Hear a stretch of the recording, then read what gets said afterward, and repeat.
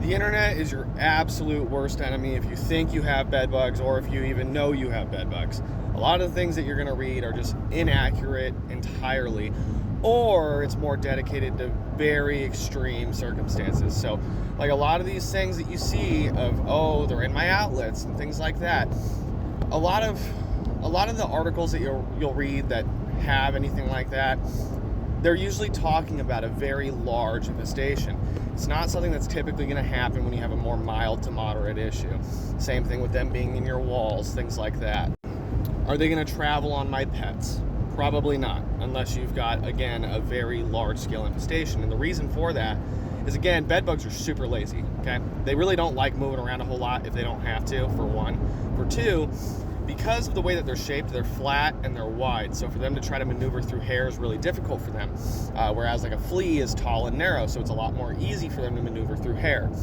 That's also another reason why typically if you were bitten by a bed bug, it's going to be in an area with a lack of hair. So like a lot of people getting bitten on their neck, the side of their face, side of their torso, inner arms, inner thighs, areas like that. If you got areas with excess hair that you're getting bitten, there's a good chance it's probably not bed bug related. Typically in the beginning, bed bugs are going to infest one item of furniture. So usually it's going to be the bed, towards the head of the bed. And this is one of the somewhat concerning things about bed bugs. They want to be as close to your face as possible, okay? So it's usually going to be towards the head side of the bed so that they can pick up on the carbon dioxide so that they know, hey, it's time to come out to feed. So if you've got like a headboard, check the headboard.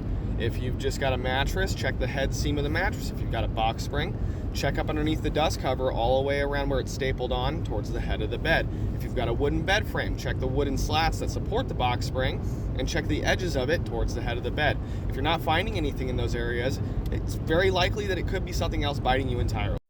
Bottom line, do not trust everything you read on the internet when it comes to bed bugs. They do not fly, they do not jump, they hardly even run. They are super lazy bugs.